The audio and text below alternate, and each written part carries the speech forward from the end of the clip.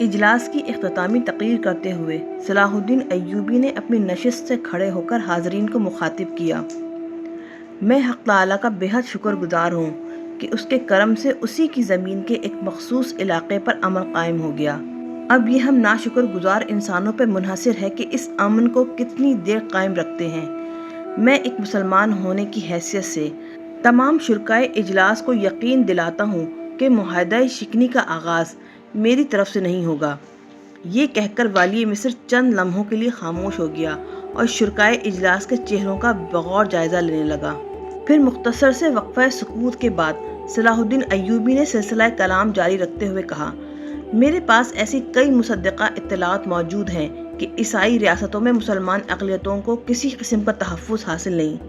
یہ کہتے کہتے والی مصر کی آواز سے شدید اذیت اور کرب جھلکنے لگا۔ مجھے تو یہاں تک بتایا گیا ہے کہ ان علاقوں میں میرے ہم مذہبوں کی حیثیت جانوروں سے بھی کم ہے۔ ابھی صلاح الدین ایوبی کی بات مکمل نہیں ہوئی تھی کہ حاکم طرابلس ایڈم مشتعل ہو کر اپنی نشست سے کھڑا ہو گیا۔ والی مصر کو دی جانے والی ساری اطلاعات من گھڑت افسانے اور بے معنی داستانیں ہیں۔ ایڈم کا لہجہ انتہائی تند و تیز تھا۔ ایڈم کا یہ طرز گفتگو دیکھ کر صلاح الدین ایوبی کے جذبات بھی بے قابو ہونے لگے، مگر اس نے بے مثال ضبط و تحمل کا مظاہرہ کرتے ہوئے اپنے لہجے کو بگڑنے نہیں دیا۔ حاکم طرابلس یہ بات اس شخص سے کہہ رہے ہیں جس نے طرطوسا میں ان ستم رسیدہ مسلمانوں کو اپنی آنکھوں سے دیکھا ہے جو فرینکس کے حیوانی تشدد کا شکار ہوئے۔ میں شاہ آرمینیا اور یروشلم کے نمائندہ خاص کو دعوت دیتا ہوں کہ وہ طرطوسا تشریف لائیں اور بچشم خود ان دردناک مناظر کا مشاہدہ کریں جنہیں دیکھ کر شاید حیوان بھی رو پڑیں۔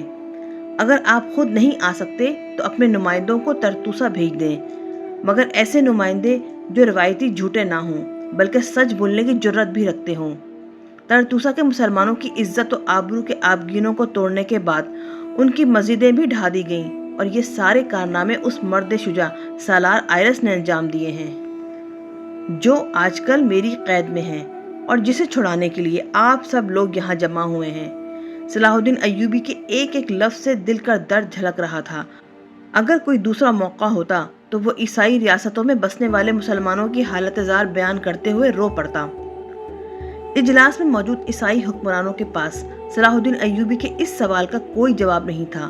اس صورتحال کو بدلنے کے لیے شاہ آرمینیا رہوپن تیزی کے ساتھ اپنی نشست سے اٹھا اور عاجزانہ لہجے میں صلاح الدین ایوبی سے مخاطب ہوا، ہم سب مل کر امن و سکون کی طرف قدم بڑھا رہے ہیں، اس لیے والی مصر کو بھی چاہیے کہ وہ بھی ماضی کی تلخیوں کو فراموش کر دیں۔ شاہ آرمینیا کی درخواست کے دوران صلاح الدین ایوبی نے اپنا زاویہ تبدیل نہیں کیا۔ وہ مسلسل حاکم طرابلس ایڈم کی طرف دیکھے جا رہا تھا۔ جب شاہ رہوپن خاموش ہو گیا تو صلاح الدین ایوبی انتہائی سخت لہجے میں ایڈم سے مخاطب ہوا، حاکم طرابلس، آپ نے مجھے بہت مایوس کیا۔ میں اب تک ان تلخیوں کو بھلا دینے کی کوشش کر رہا تھا۔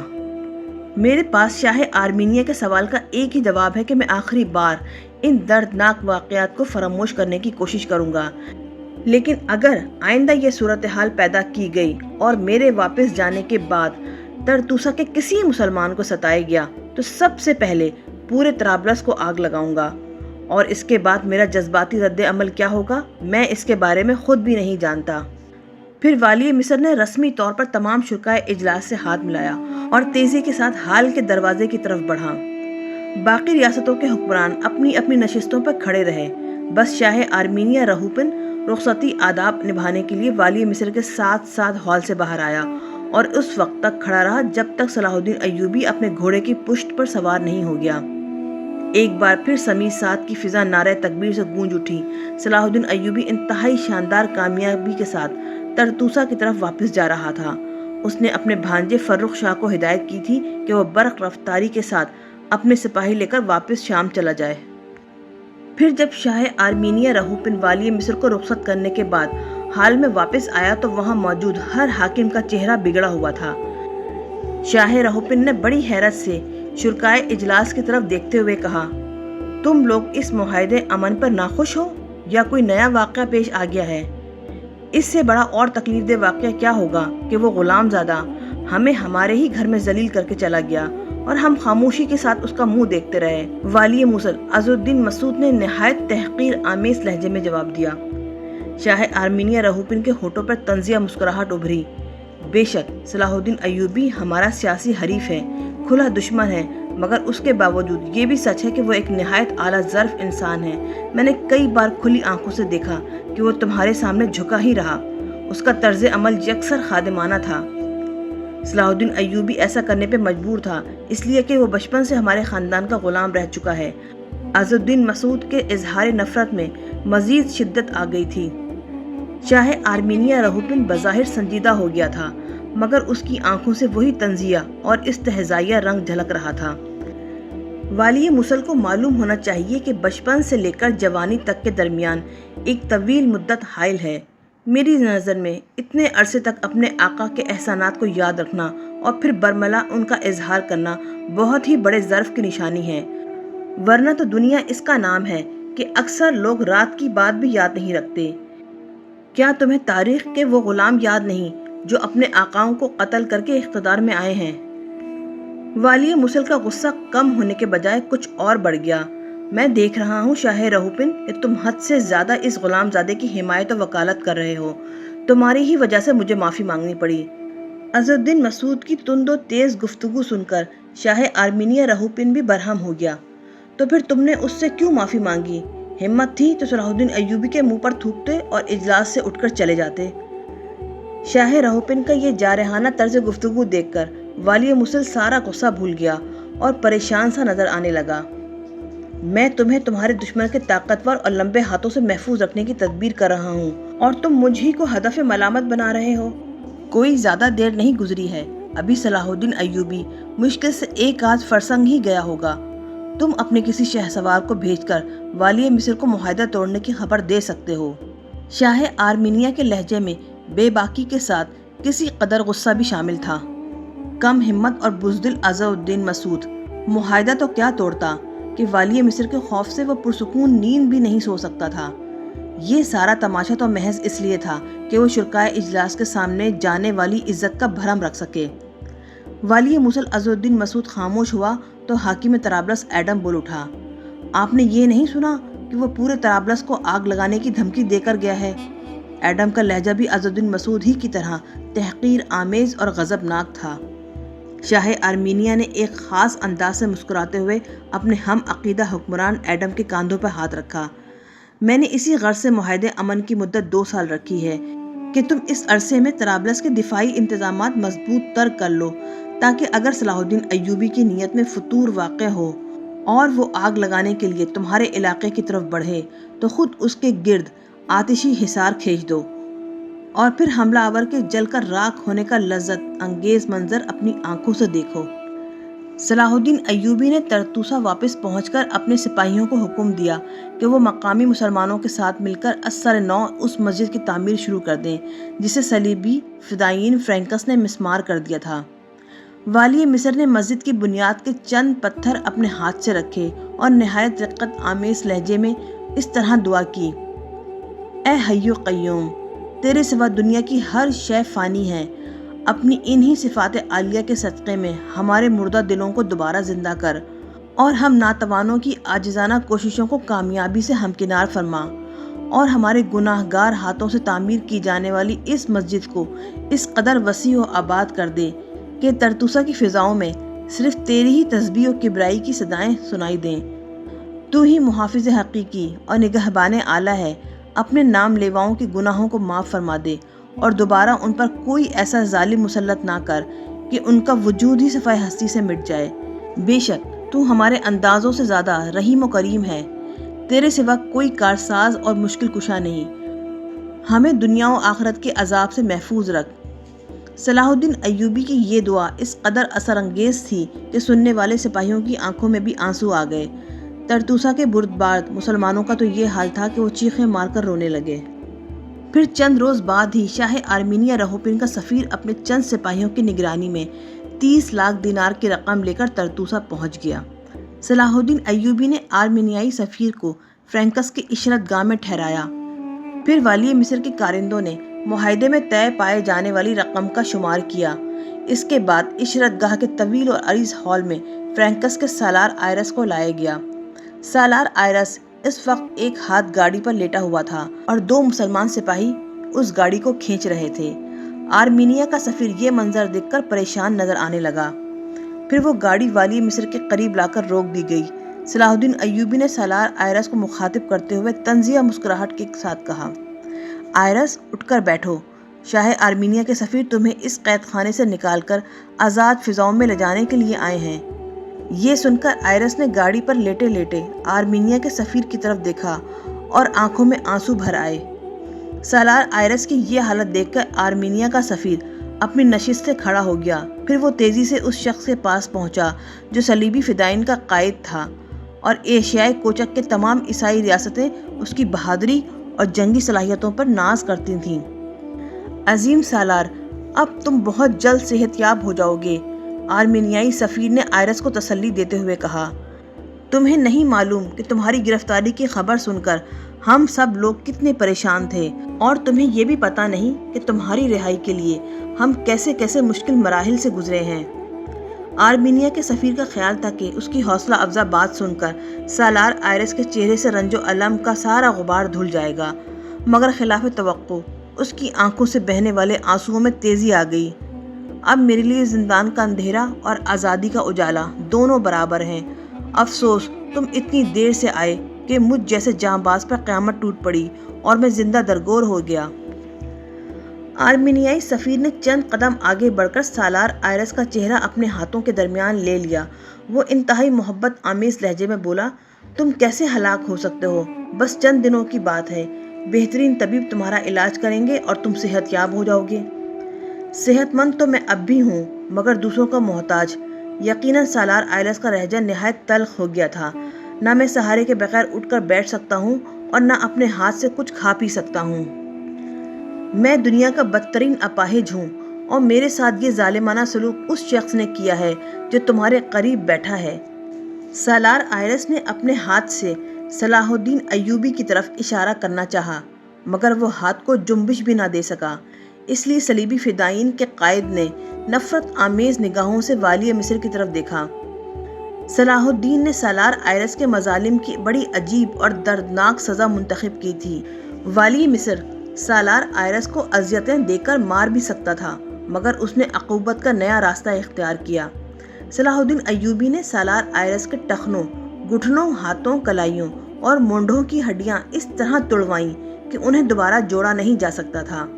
پھر جب والی مصر کے انتہائی فاضل طبیبوں نے یہ متفقہ فیصلہ دے دیا کہ سالار آئرس کی شکستہ ہڈیوں کا دنیا میں کوئی علاج نہیں ہے، تو پھر سالار آئرس کے سارے جسم پر ایسے مرہم لگائے گئے کہ ان کے اثر سے بہت جلد آئرس کے تمام زخم بھر گئے۔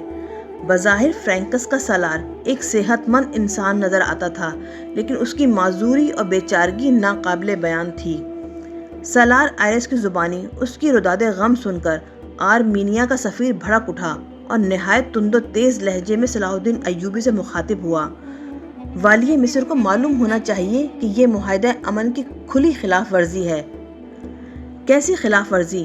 صلاح الدین ایوبی نے آرمینیائی سفیر کی جارحانہ طرز عمل پر کسی خاص رد عمل کا اظہار نہیں کیا، بلکہ انتہائی پرسکون لہجے میں پوچھا، یہی کہ آپ ہمارے عظیم سالار کو زندگی بھر کے لیے ناکارہ بنا دیں گے؟ سفیر کے لہجے کی تلخی اور سختی برقرار تھی۔ آرمینیا کے سفیر کو اپنی زبان پر قابو رکھنا چاہیے۔ یکایک صلاح الدین ایوبی کا جلال ایمانی لوٹ آیا۔ ہم اہل اسلام تمہاری قوم کی طرح عہد شکن نہیں ہیں۔ میں نے سمی سات کے اجلاس میں اس بات کا اقرار کیا تھا کہ سالار آئرس کو رہا کر دوں گا۔ اب یہ میری طرف سے آزاد ہے، تم اسے آرمینیا لے جاؤ یا طرابلس یا کہیں اور۔ اگر کبھی تمہارے تاریک ذہنوں میں روشنی کی کوئی لہر ابھرے یا پتھر دلوں میں انسانیت کا ہلکا سا درد بھی جاگے، تو اپنے اس بہادر اور عظیم سالار سے پوچھنا کہ اس نے اپنے دور اقتدار میں ترتوسا کے بے دست و پا مسلمانوں پر کیسے کیسے حیاسوز مظالم ڈھائے ہیں۔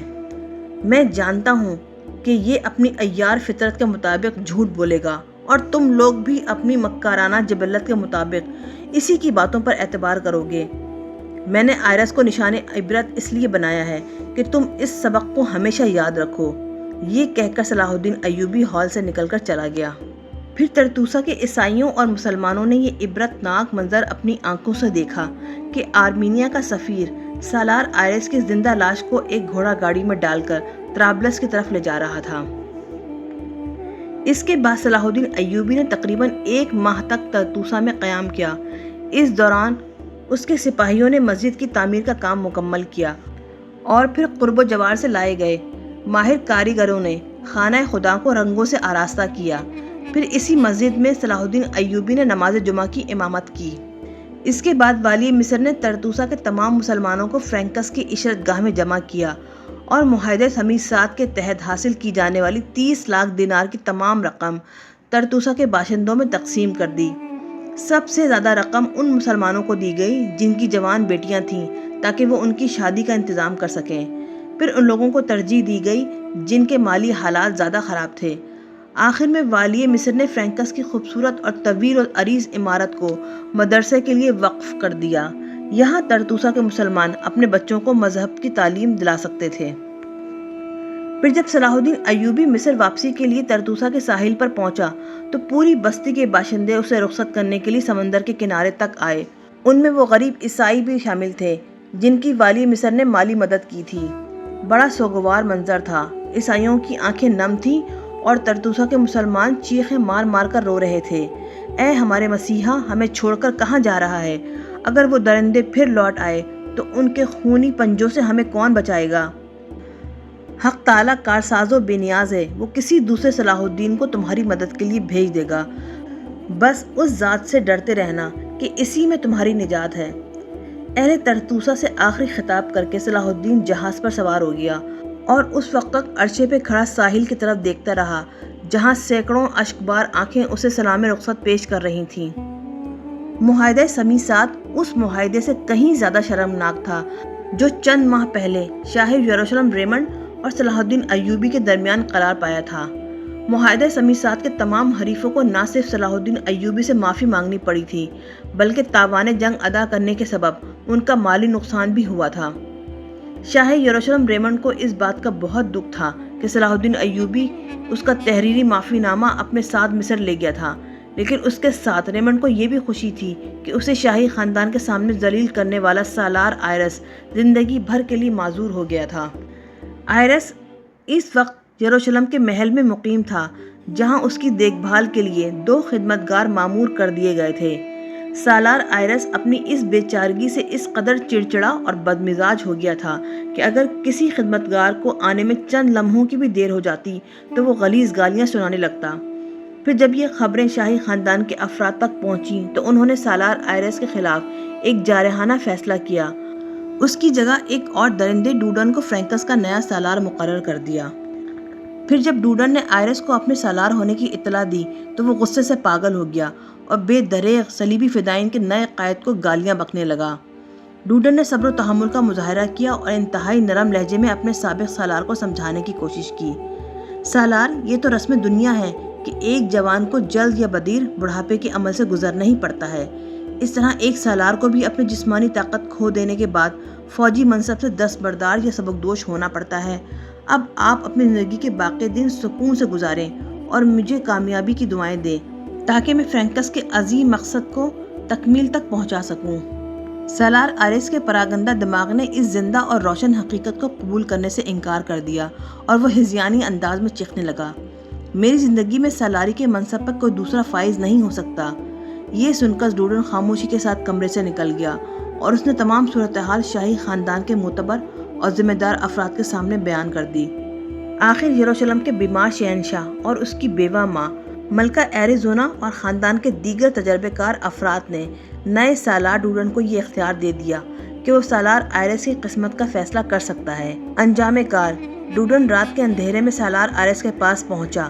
اپنے طاقتور ہاتھوں سے سالار آئرس کی گردن دباتے ہوئے بولا، خوش ہو جاؤ سالار کہ میں تمہیں ایک مستقل عذاب سے نجات دے رہا ہوں۔ سالار آئرس ڈوڈن کے خونی پنجوں میں کچھ دیر تڑپا اور پھر اس کا معذور جسم ہمیشہ کے لیے ساکت ہو گیا۔ سالار آئرس کی موت کے چند ماہ بعد ہی صلاح الدین ایوبی کو ایک جاں گداز واقعے کی خبر ملی جسے سن کر اس کی آنکھوں میں آنسو آ گئے۔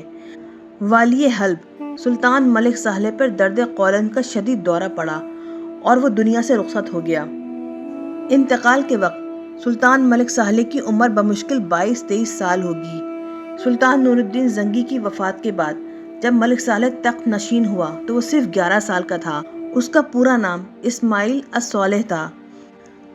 اس جوان مرگ حکمران نے 11-12 سال اس طرح حکومت کی کہ وہ اپنے ہوسکار اور نمک حرام مشیروں کے ہاتھوں کٹ پتلی بنا رہا۔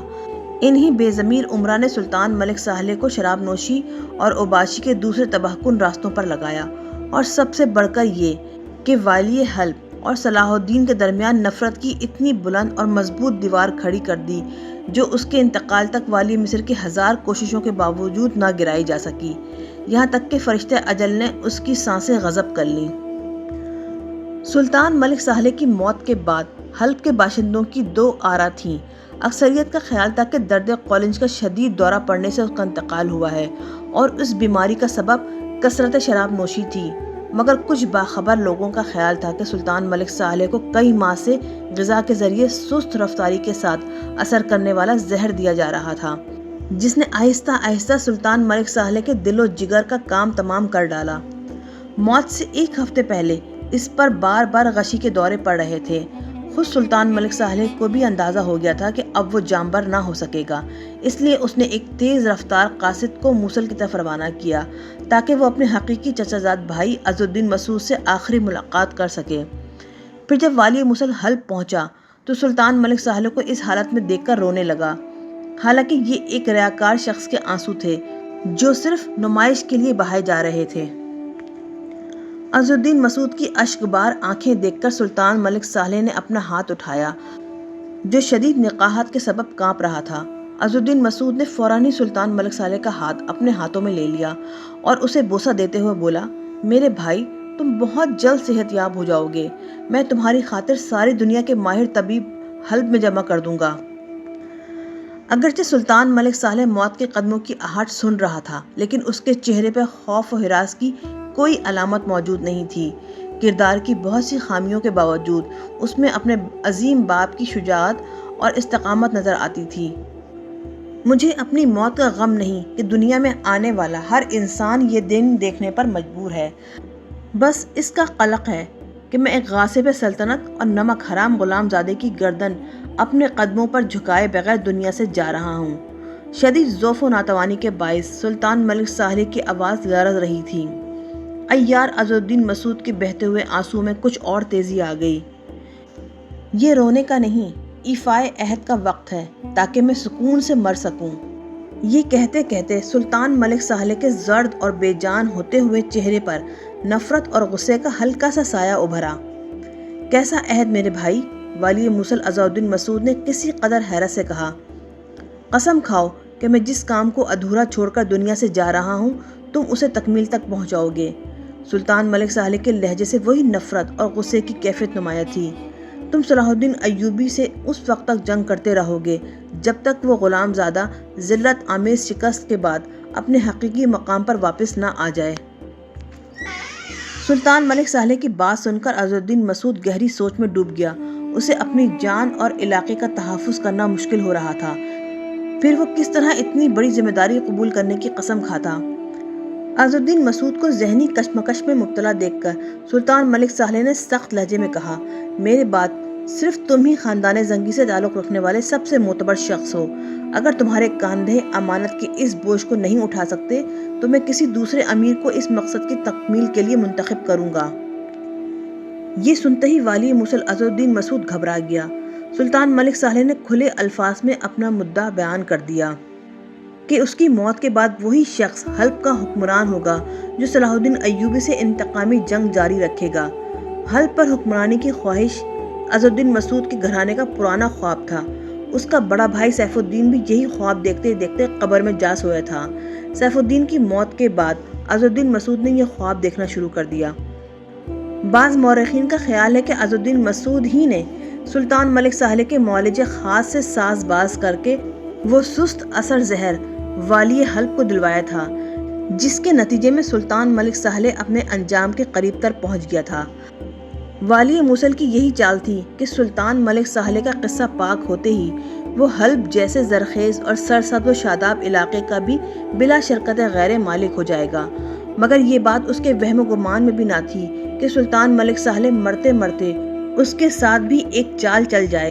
حلب کی حکومت ہاتھ سے جاتے دیکھ کر عز الدین مسعود نے دل ہی دل میں سوچا، وہ شخص جو چند گھڑیوں کا مہمان ہے، اگر اس کے سامنے جھوٹی قسم کھا لی جائے تو اس میں کوئی حرج نہیں۔ ادھر اس کی سانسوں کا شمار ختم ہوگا اور ادھر قسم توڑ دی جائے گی۔ اس مکارانہ خیال کے آتے ہی عز الدین مسعود کا سارا اضطراب ختم ہو گیا۔ پھر والی موصل نے انتہائی پرجوش لہجے میں دوبارہ سلطان ملک صالح کے ہاتھ پر اپنا ہاتھ رکھ دیا اور بآواز بلند قسم کھا لی، میں اپنے خدا کو حاضر و ناظر جان کے قسم کھاتا ہوں کہ خاندان زنگی کی سربلندی کے لیے اپنی پوری زندگی وقف کر دوں گا اور اس وقت تک چین سے نہیں بیٹھوں گا جب تک اس احسان فراموش اور محسن کش غلام زادے صلاح الدین ایوبی سے سلطان عادل کے ایک ایک مقبوضہ علاقے کو خالی نہیں کرا لوں گا۔ اگرچہ سلطان ملک صالح شدید اذیت و کرب میں مبتلا تھا، لیکن والی موصل عز الدین مسعود کا بیان سن کر اس کے خشک ہونٹوں پر بے جان سی مسکراہٹ ابھر آئی اور پتھرائی ہوئی آنکھوں میں ہلکی سی چمک ابھری، جیسے دور کہیں سیاہ بادلوں کے درمیان ہلکی سی بجلی لہراتی ہے۔ سلطان ملک صالح کو مطمئن پا کر عز الدین مسعود نے نہایت شاطرانہ انداز میں والی حلب کے ڈوبتے ہوئے دماغ پر ایک اور بھرپور ضرب لگائی۔ خداوند تعالیٰ اس ایفائے عہد کے ساتھ مجھے یہ توفیق بھی بخشے کہ میں اس غلام زادے کا سر کاٹ کر سلطان اعظم ملک صالح کی قبر پہ بطور نظر پیش کر سکوں۔ عز الدین مسعود کا یہ جذباتی بیان سن کر سلطان ملک صالح کی مردہ مسکراہٹ میں ایک لمحے کے لیے جان سی پڑ گئی۔ میری بھی یہی خواہش تھی کہ میں اپنی زندگی میں ایک بار اس غلام زادے کا سر اپنے قدموں پہ جھکا ہوا دیکھ لوں، مگر اس موذی پر اللہ کی لعنت ہو کہ اس نے مجھے سنبھلنے کا موقع ہی نہیں دیا۔ پھر بھی اگر تم ایسا کر سکے تو میری بے قرار روح کو سکون مل جائے گا۔ ایسا ہی ہوگا سلطان اعظم، ایسا ہی ہوگا۔ عیار عز الدین مسعود ایک جاں بلب انسان کو خوش کرنے کے لیے بدترین خوشامد پر اتر آیا تھا، اور وہ اسماعیل الصالح کو سلطان کہنے کے بجائے سلطان اعظم کہہ کر مخاطب کر رہا تھا تاکہ ملک صالح اپنی وصیت میں تبدیلی نہ کر سکے۔ عز الدین مسعود کا خیال تھا کہ وہ بڑی آسانی کے ساتھ اپنے مقصد میں کامیاب ہو چکا ہے، مگر سلطان ملک صالح نے اچانک ایک اور چال چلی۔ امیر طرطوس، امیر سنجاب، امیر جندل، امیر بہرام اور امیر اقرب سلطان ملک صالح کے 5 مقرب امراء تھے جو اس وقت اپنے حکمران کے بستر کے قریب 10 بستہ کھڑے تھے۔ سلطان ملک صالح نے ان 5 امراء کو مخاطب کرتے ہوئے کہا، اب تم حلف اٹھاؤ کہ میرے بعد دل و جان کے ساتھ والی موصل کے وفادار رہو گے۔ 5 امراء نے بیک زبان عز الدین مسعود کی وفاداری کا حلف اٹھایا۔ اب والی موصل کو مکمل طور پر یقین آ چکا تھا کہ وہ موصل کے ساتھ حلب کا بھی حاکم اعلیٰ بن چکا ہے۔ اس کی خوشی ناقابل بیان تھی، مگر وہ اپنے جذبات مسرت کو سینے میں دبائے ہوئے خاموش بیٹھا جھوٹے آنسو بہا رہا تھا۔ پھر اچانک عز الدین مسعود کو چونک جانا پڑا۔ سلطان ملک صالح اپنے امراء سے کہہ رہا تھا، تم والی موصل کی اطاعت و فرما برداری کے اس وقت تک پابند رہو گے جب تک وہ اپنے حلف کے پابند ہیں۔ اگر تمہیں عہد شکنی کی کوئی صورت نظر آئے تو پھر تم لوگ بھی کسی جھجک و رعایت کے بغیر مجھ سے کیا ہوا عہد توڑ سکتے ہو۔ دراصل حلب کے تخت کا حقیقی وارث وہی ہے جو میری خواہشات کا احترام کرے۔ بدقسمتی سے میری کوئی اولاد نہیں، اس لیے تم 5 میرے بیٹوں کے مانند ہو، اور تمہارا اولین فرض ہے کہ انتہائی فرما بردار اولاد کی طرح اپنے باپ کی ہر حکم کی تعمیل کرو۔ اس کے بعد سلطان ملک صالح پر غشی طاری ہوئی اور پھر اسی بے ہوشی کے عالم میں دنیا سے رخصت ہو گیا۔ یہ تھا اس جوان مرگ حکمران کا انجام جو اپنے عظیم باپ کے لیے باعث رسوائی بھی تھا اور ملت اسلامیہ کے اتحاد کو شدید نقصان پہنچانے والا بھی۔